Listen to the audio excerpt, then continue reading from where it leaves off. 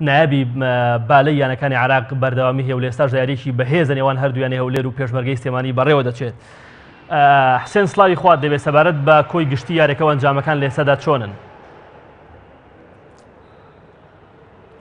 سڵاوی خۆی گەورە لە تۆ لە تەواوی بنێرانی کەناڵی ئاسمانی پێیان گۆران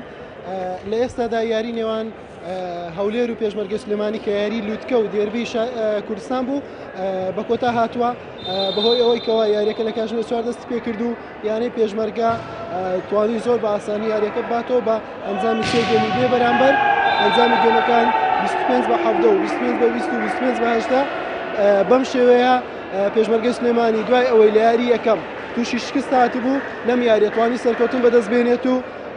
قەرەبووی سێ خاڵە لە دەستراوەکە یاری یەکەم کاتەوە هەولێریش دوای ئەوەی لە یاری یەکەم سەرکەوتنی تۆمار کردبوو لەم یاریە شکستی خوارد هەردوویان ئێستا خاوەنی سێ خاڵن ئەو یاریە کە لە دوامەوە دیارە ئەگەر هاوکارم یونس عەبدوڵڵا کامرەمان لەگەڵم بێتن ئەمە یاری نێوان شورتە و حەبانیەیە کە ئەو چواریانەیە لەم کۆمەڵەیاندان لە ئێستادا یاریەکە گەمێک تاو بۆکەیانەی شورتە لە پێشە بە سەرکردایەتی یاریزانی کورد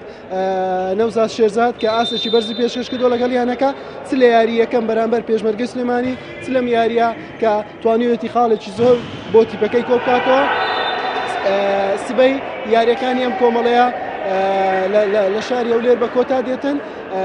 یانەی پێشمەرگەی سلێمانی ڕوبەڕووی حەبانیە دەبێتەوە هەولێریش ڕوبەڕووی شورتە دەبێتەوە سێ یانە لەم کۆمەڵەیە سەردەکەون بۆ قۆناغی داهاتوو کە لە دواتر شەش یانە ڕکابەری لەسەر لە خولی بژاردا ڕکابەری لەسەر بەدەستنای نازناوەکە دەکەن گۆران حەزم دەکرد یاریزانێکی پێشمەرگەی یاخود هەولێرم لەگەڵدا بایە بەڵام بەهۆی ئەوەی کەوا یاریەکە زوو تەواو بوو بۆ یاریزانان و ستافی ڕاهێنەرانی هەردوویانە